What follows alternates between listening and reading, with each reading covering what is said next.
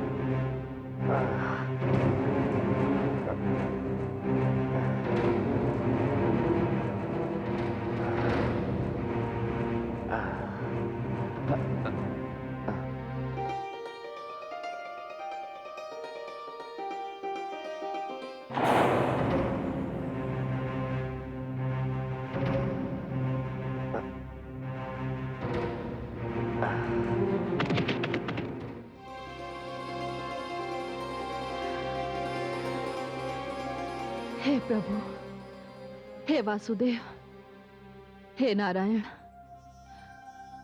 धन्य है आप। मुझे तो ऐसा प्रतीत हो रहा है कि मेरे पति पर आया हुआ संकट आपने टाल दिया।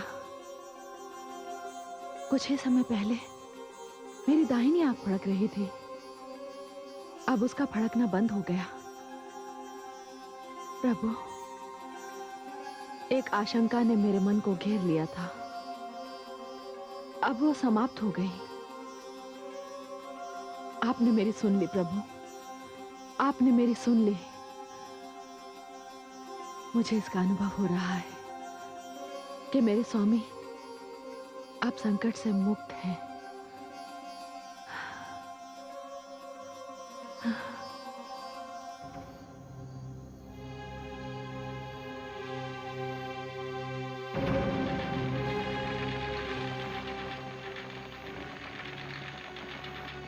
कितना भयानक झंझावात था।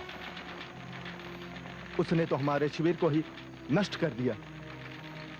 पता नहीं ऐसे वातावरण में हमारे महाराज कहां होंगे। हमें उन्हें ढूंढना चाहिए।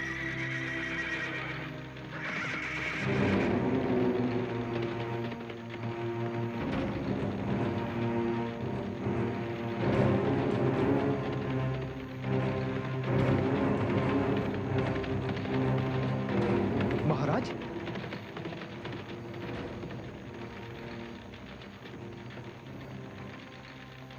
महाराज, आप तो पूर्णतया घायल हैं। ये क्या हो गया आपको? तुरंत उपचार की व्यवस्था हो। नहीं, इसकी कोई आवश्यकता नहीं। जो कुछ मेरे साथ घटा वो सब अचानक था। उसने मुझे कुछ सोचने का अवसर ही नहीं दिया। किंतु अब मेरी समझ में आ गया है कि इस घटना के पीछे किसका हाथ है। ये सारा का सारा बवंडर देवराज इंद्र का है। इससे पूर्व जो कार्य असुर किया करते थे, माया का प्रयोग, वो देवराज इंद्र ने मेरे साथ किया है। देवराज, सावधान! मैं आ रहा हूं और मैं ये विश्वास दिलाता हूं कि आपकी भांति मैं छल का प्रयोग नहीं करूंगा। आपके सामने मैं बल का प्रयोग करूंगा। सूर्य की प्रथम किरण के साथ मैं देवलोक पर आक्रमण करूंगा।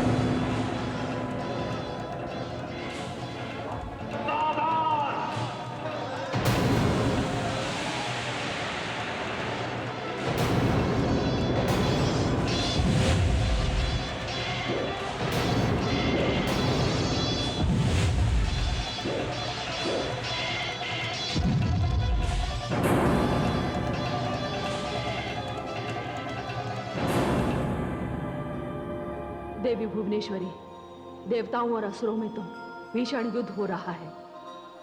देख रही हैं विनाश लीला, देख रही हैं मृत्यु का खेल। हाँ, देख रही हूं। क्या होगा इसका परिणाम? महादेवी, परिणाम तो स्पष्ट है। जिसमें भगवान विष्णु का अंश है, उसे संसार में कौन पराजित कर सकता है? देवराज इंद्र के वज्र में इतनी शक्ति कहां है कि विष्णु के अंश के सामने ठहर सके?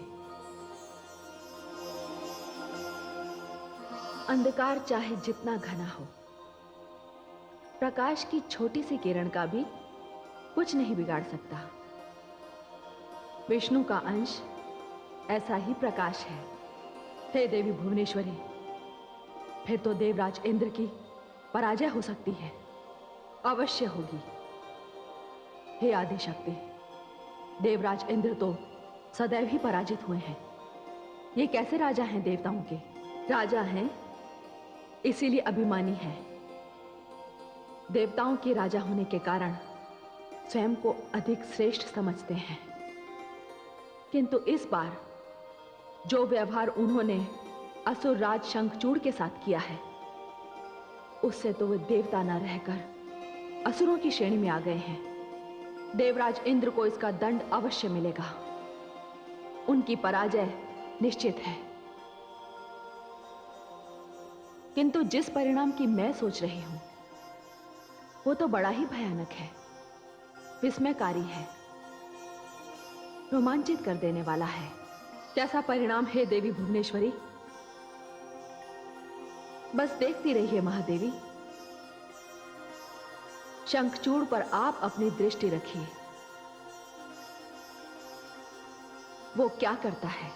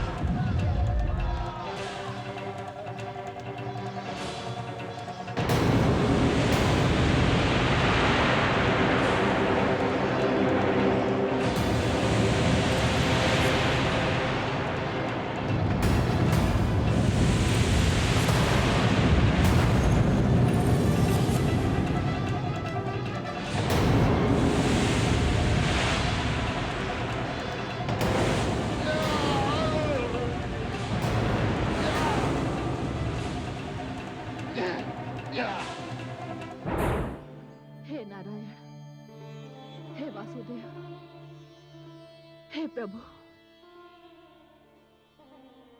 उनका ध्यान रखना, उन्हें संकटों से बचाना।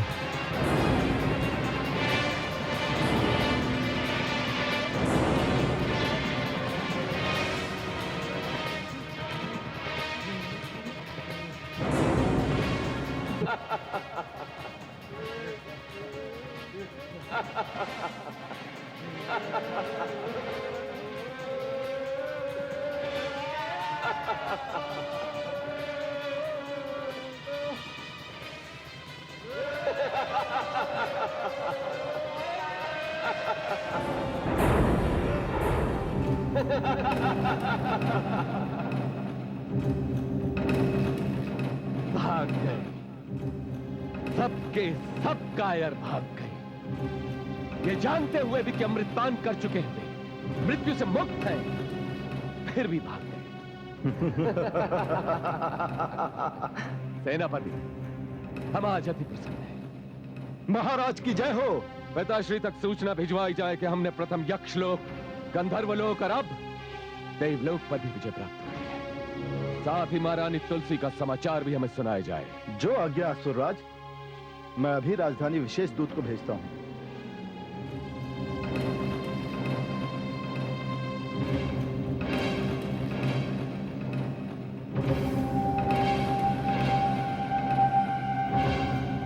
क्या दूत? ये समाचार सुनकर हम अति प्रसन्न हुए।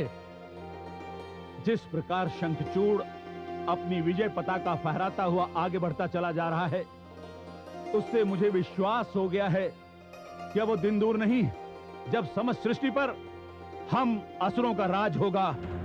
और पुत्र शंखचूड़ ने यह भी सिद्ध कर दिया है कि हम देवताओं से अधिक बलवान और श्रेष्ठ हैं। जिस प्रकार आज सृष्टि में देवताओं की पूजा होती है, उसी प्रकार कल हम असुरों की पूजा होगी और तब देवता स्वयं हमारी पूजा करेंगे। हाँ, हमारी पूजा करेंगे। प्रणाम महारानी जी। महाराज का विजय संदेश लेके कोई विशेष दूत आपसे मिलने आया है। कहाँ है वो दूत? आज्ञा हो तो उसे भीतर ले आओ। हाँ हाँ, उसे आदर पूर्वक ले आओ। उसके पास मेरे प्राणेश्वर का संदेश है। उनके संदेश की आशा में ही मेरे प्राण टिके हुए हैं। जो आज्ञा महारानी। प्रभु, आपने मेरा व्रत स्वीकार करके मुझ पर बहुत बड़ा उपकार किया है। मेरे स्वामी की विजय यात्रा इसी बात की ओर संकेत करती है। प्रभु, प्रभु,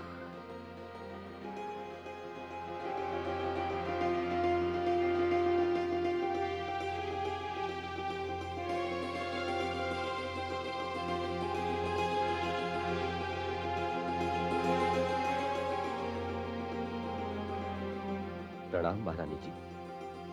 आओ दूत। तुम ग्रीष्मकाल की मरुभूमि में शीतल मंद पवन के झोंके के समान आए हो। कहो दूत, मेरे प्राणेश्वर अर्थात तुम्हारे महाराज ने क्या संदेश दिया है? महारानी जी, उन्होंने पत्र भिजवाया है।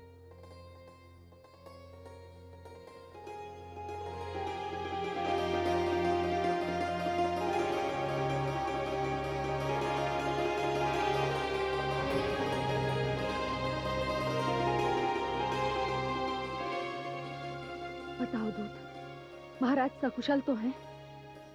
इस युद्ध ने उन्हें कहीं घायल तो नहीं कर दिया?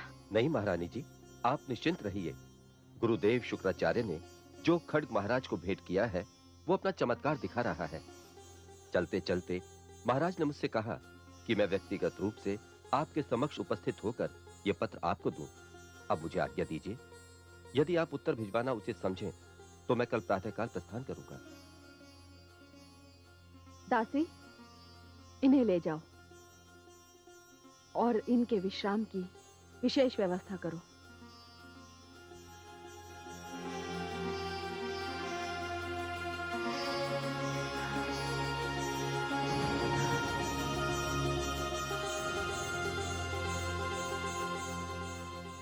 प्राणेश्वरी,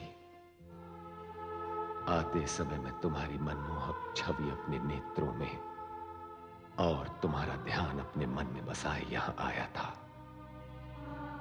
जब शत्रु से भयानक युद्ध हो रहा होता है, मैं उस समय भी तुम्हारा चिंतन करने के लिए कुछ पल निकाल लेता हूं।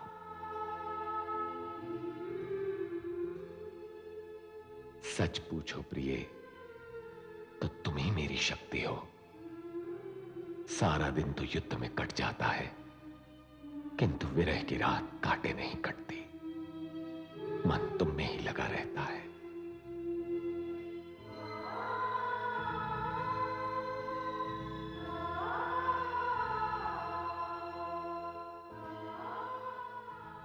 हे स्वामी, हे प्राणवल्लभ, तुलसी के जीवन के आधार। आपके बिना कुछ ऐसा प्रतीत होता है जैसे लौ के बिना दीपक की बाती, सुर के बिना वीणा के तार और बादल के बिना वर्षा ऋतु। भय लगता है कहीं विरह के अश्रुओं में स्वयं ही न डूब जाऊं। आपके पत्र ने तो मेरे हृदय की तपती मरुभूमि पर वर्षा की फुहार का काम किया है, शीतलता प्रदान की है। आपको बधाई देती हूं एक के पश्चात एक मिलने वाली विजय पर, आपकी सफलताओं पर। आपने भी 6 मास का व्रत लिया है और मैंने भी 6 मास का व्रत ले रखा है। व्रत पूरा होते ही चले आइएगा। मैं तन से यहां हूं, किंतु मेरा मन आपके साथ चला गया है। मेरी आंखें आपके सकुशल लौटने की प्रतीक्षा कर रही हैं। आपके दर्शनों की प्यासी, आपके चरणों की दासी तुलसी।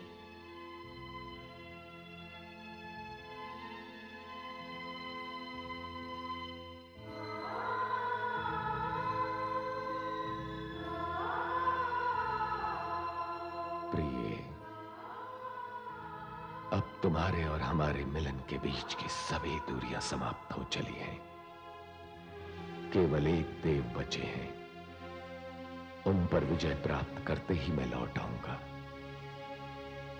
वैसे जिन्हें युद्ध के लिए मैं चुनौती देने जा रहा हूं, उन्हें आज तक किसी ने चुनौती नहीं दी। किंतु मैं तो शंखचूड़ हूं, कोई साधारण व्यक्ति नहीं। वैसे उस देव की भी बड़ी पूजा होती है और लोग उन्हें महादेव कहते हैं। मैं उनसे उनका कैलाश मांगने जा रहा हूं और उनसे युद्ध करके उनका कैलाश छीन कर ही रहूंगा। तुम्हारा शंखचूड़।